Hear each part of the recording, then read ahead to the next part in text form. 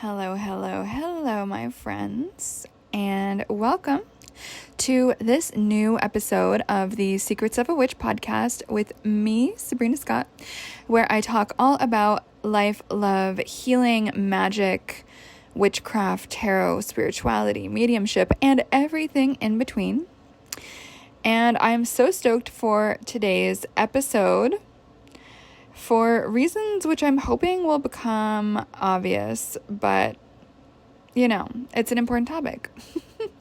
So today we're going to talk about debunking the 5 biggest myths about learning magic. So these myths are so common, and I do find that they hold so many people back from diving into and claiming this thing called magic, this thing called spirituality, this thing called energy work. And all of it is more than a thing. It's really a way of being. It's a lifestyle. It is a cosmology. It is a way of experiencing the world and being in the world.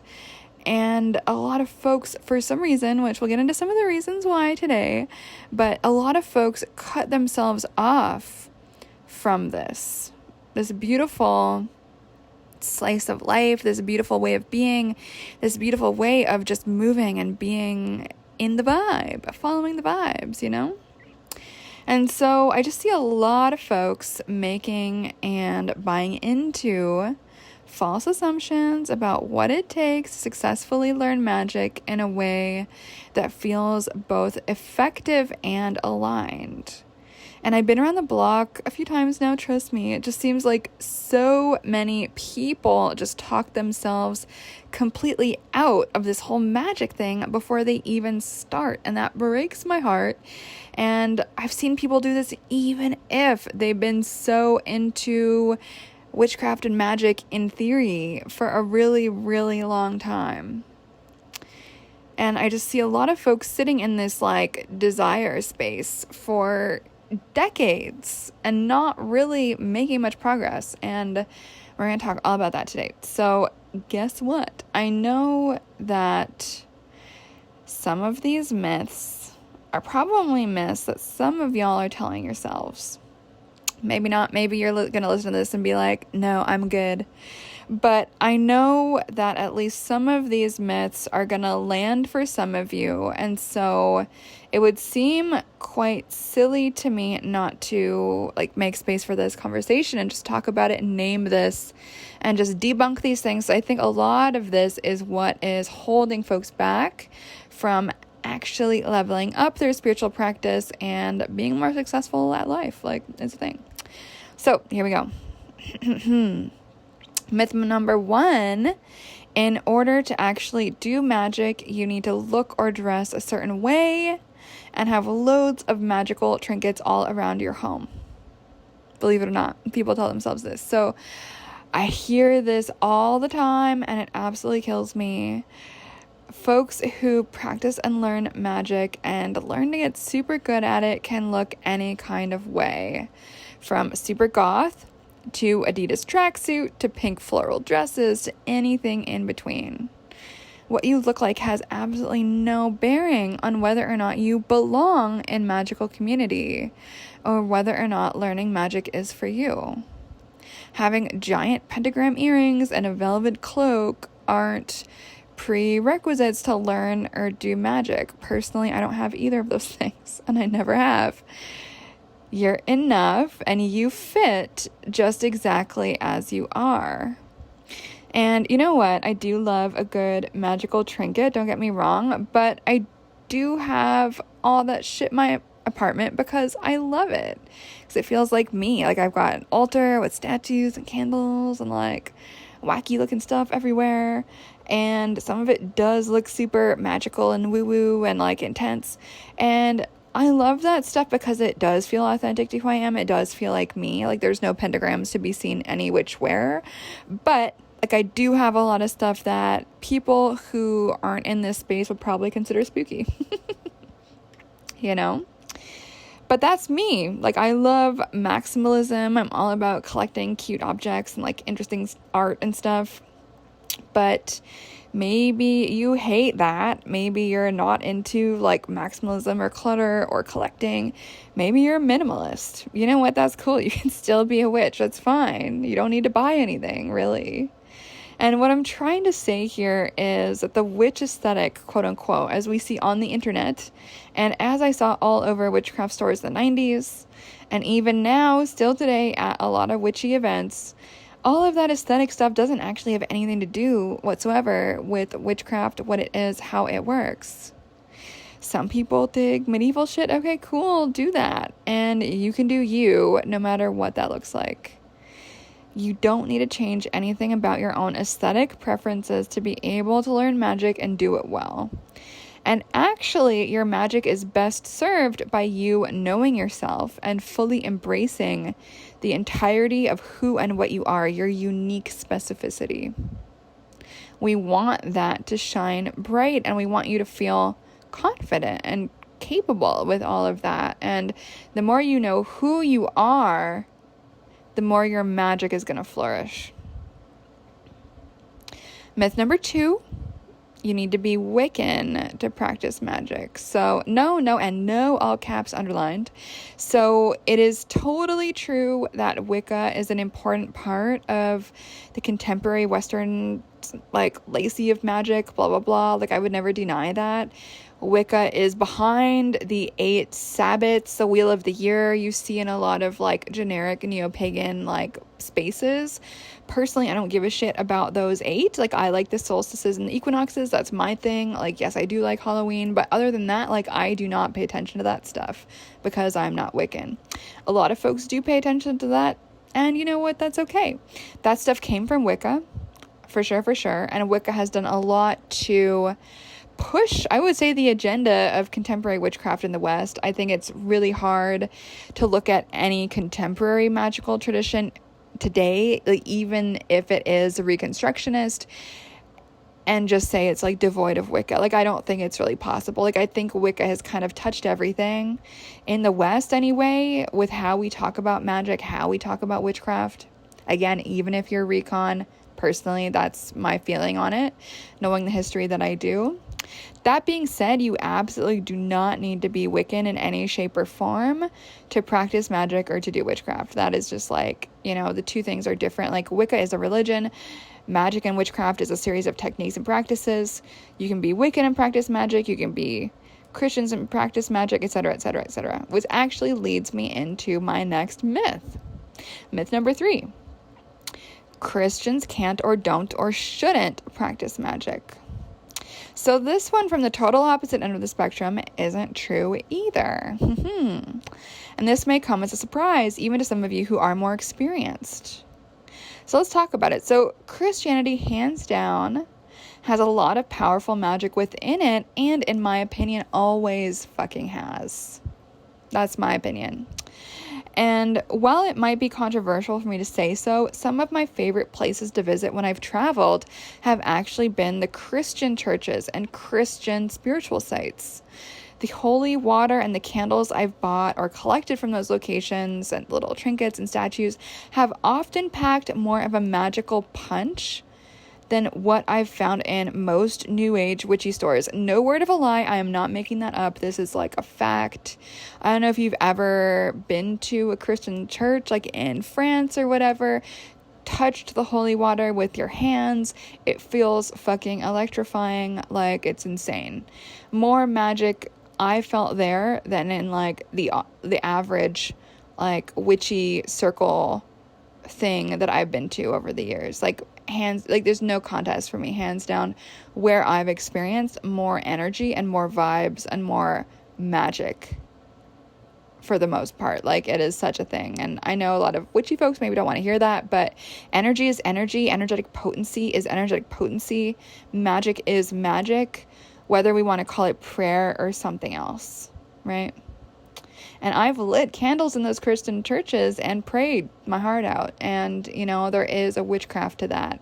Whether everyone wants to admit that or not is another thing. But the truth is, no matter what spiritual or religious cosmology resonates with you, Yes, even if it is Christianity, witchcraft and magic are things you can do without abandoning your spiritual worldview and cosmology, no matter what it is. Trust me. And so if you want to, if you feel called, if you vibe with the whole magic thing, yes, you can practice. And I guarantee whatever spiritual system you vibe with, magic in some form has been done in that context. I swear, I'll bet you like $50. Magic is everywhere. Energy work is in pretty much every fucking religion. Every way of understanding the world, every cosmology. Myth number 4.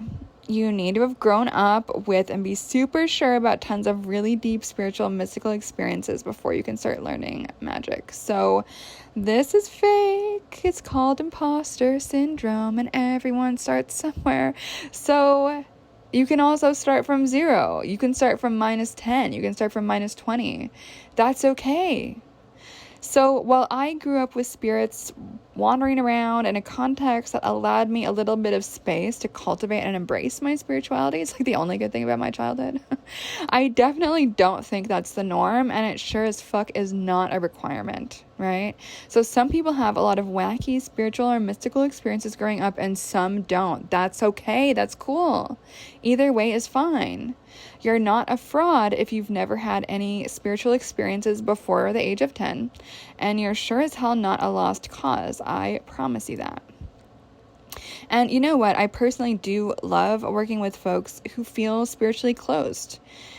And I love helping them learn to open that part of themselves up and blossom and bloom and become more sensitive. That's awesome. I love that.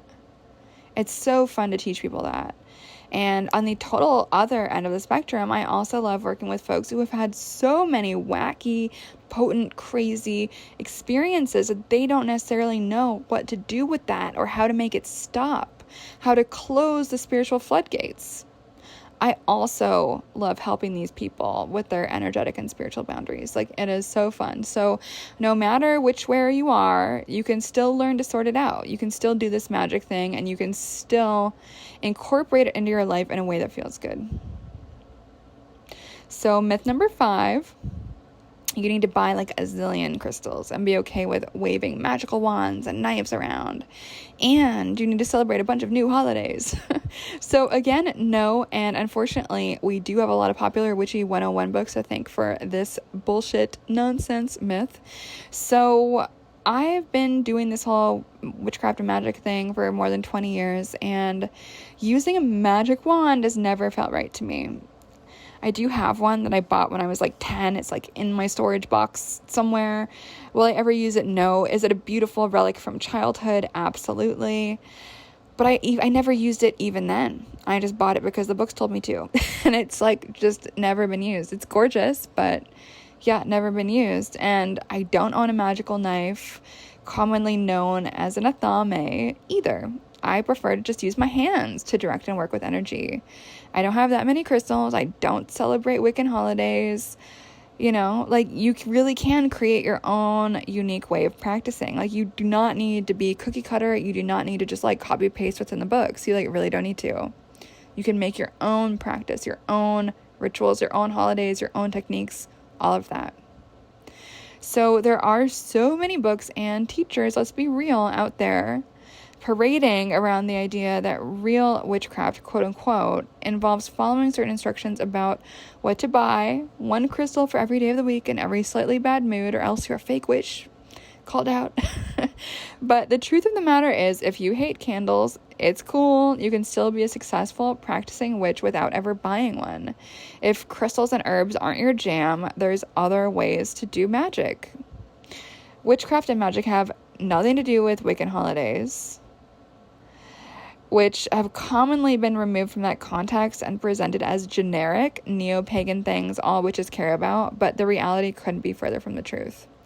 That shit don't resonate with me. It never has. And I've been able to create a magical practice that is both deeply personal and highly effective, as well as being super grounding.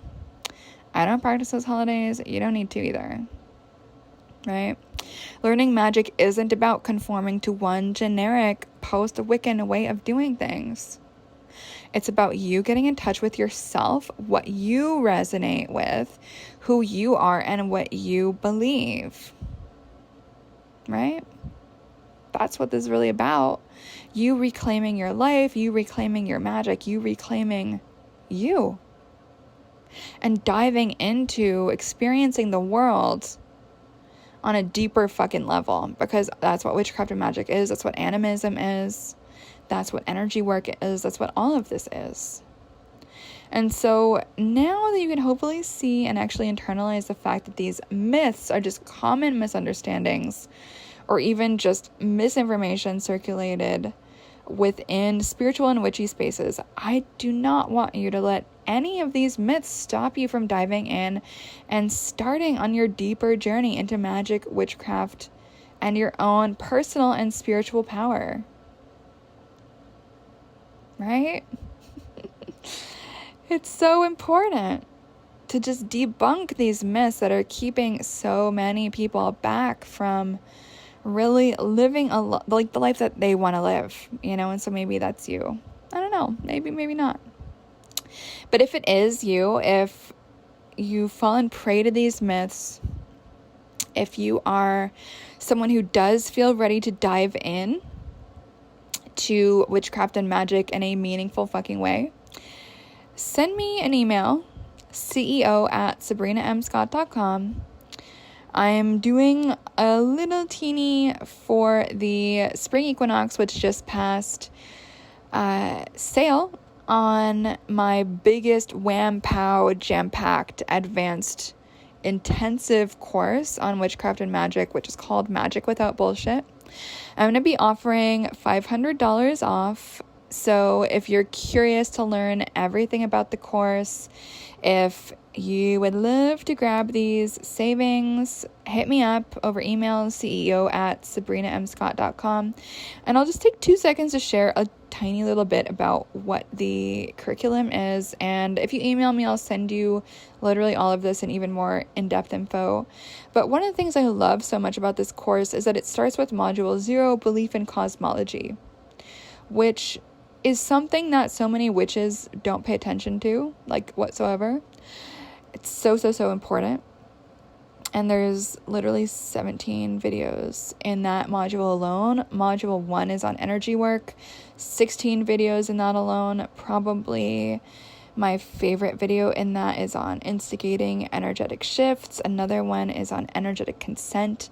Yet another one on energetic noticing. Whole module on ritual. One of my favorite videos in that, and there's 15 videos in that module, is magic as a crutch. Spicy topic. Another one is on when to do magic and when not to. Another is on tradition versus innovation. Oh, it's just so good. Like, this course is so fucking juicy. I got an email recently from someone asking for advice on how to choose your patron deity, how to choose which spirits to work with. And I have a whole fucking module on that too in this course. Module 3 on connection, collaboration, communion. 15 videos in this. Who do we invite in? Who do we connect with? Ways of framing, communing with spirits, spirit beings, ancestors, divinities, environment, culture, animals, plants, collaborators like cups, wands, knives, pentacles, everything. Oh my God. Like, this is like the juiciest witchcraft course on the internet. And I would love to invite you in. If you do have any questions about it, if you're interested in diving into magic this year, this course is for you 100 million %. If you've got a question, the answer to it is probably in the course. But if you'd like to chat it out and just explore what this course looks like and how that fits into your magical journey, your magical healing, your spiritual transformation, again, pop me an email, ceo@sabrinamscott.com, like forgetting my own URL, and just mention Magic Without Bullshit. I'll give you everything you need to know. We'll talk it out. And I am so excited to hear from you. Let me know if any of these myths were things that you believed at one point. Let me know. If you dig the podcast, please give me a 5-star rating. It honestly means the world, and it really does help with the podcast algorithms or whatever. Again, my website is sabrinamscott.com. Say hello at ceo@sabrinamscott.com. Looking forward to chatting with y'all. Take care. Bye.